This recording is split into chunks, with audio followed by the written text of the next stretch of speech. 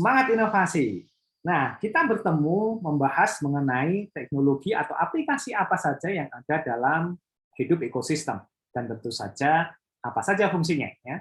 Saya perkenalkan yang pertama adalah, tadi kalau kita sudah bicara hidup sebagai core ekosistemnya, yaitu HDFS, Yarn, dan juga MapReduce, maka kita punya Flume. Nah, Flume ini adalah High Volume Ingestion into Hadoop of Event-Based Data.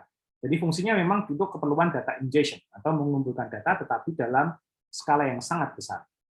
Yang dia lakukan adalah memindah the log event dari sebuah file atau kumpulan file ke dalam HDFS ya, yang nanti akan digunakan untuk processing. Nah, jadi Flume ini sangat sering digunakan berdampingan dengan HDFS dalam kondisi untuk mendapatkan atau melakukan data collection. Nah, kemudian yang kedua adalah Scoop. Scoop juga masih dalam fungsi data collection. Fungsi dia adalah melakukan ekstrak data dari struktur data terstruktur ke dalam Hadoop ya untuk keperluan juga processing berikutnya. Nah, biasanya Scoop ini digunakan untuk mengekspor final result ke dalam data store di semacam itu. Nah, Scoop biasanya memang bekerja dengan sumber data yang lebih terstruktur dibanding dengan Flume. Nah, kalau Flume tadi biasanya memang bekerja untuk data-data yang mostly tidak terstruktur. Nah, kemudian kita juga punya PIC, ya, apa JPIC? Ini adalah processing, ya, engine processing untuk dataset ukuran besar. Dan juga biasanya lebih cenderung cocok untuk keperluan data yang struktur. Ya. Dan kemudian biasanya PIC ini punya data flow yang disebut sebagai PIC Latin, ya, dan juga dia bekerja dengan GFM dan juga bisa bekerja langsung dengan Hadoop cluster. Jadi ketika menjalankan processing menggunakan PIC, kita sudah bisa menjalankannya di atas HDFS. Ya. Nah, kemudian berikutnya kita juga punya Apache Hive. Kemarin sempat saya singgung di video sebelumnya.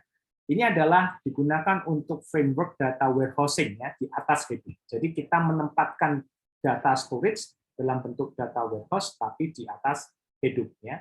Nah, menariknya Hive ini adalah juga hasil penelitian dan juga pengembangan yang dilakukan di Facebook sebelumnya. Nah, ini juga ada cerita sebelumnya. Nah, kapan-kapan kita akan ceritakan lebih lanjut ya terkait dengan hal ini. Tetapi ini sekarang ada di sini.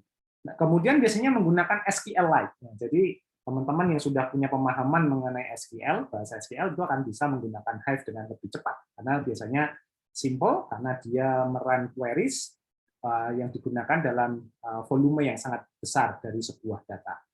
Nah, kemudian ada juga Apache HBase. Ini biasanya software atau aplikasi penyimpanan di atas Hadoop yang sudah menggunakan konsep distributed column yang berorientasi pada kolom dalam database. Jadi kayak database relational ya.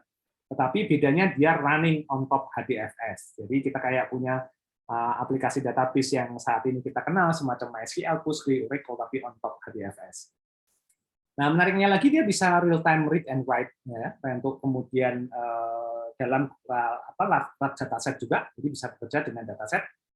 Dan kemudian ini menarik, not relational and does not support SQL. Nah, ini menarik sekali. Jadi tidak selalu digunakan untuk yang sifatnya relational. Nah, ini menarik sekali. Ini adalah beberapa contoh dari aplikasi atau teknologi yang ada dalam ekosistem big data. Ini hanya bagian kecil karena ada lagi yang lebih kompleks lagi.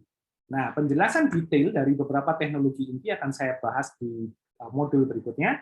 Tunggu video saya berikutnya. Terima kasih. Semangat inovasi.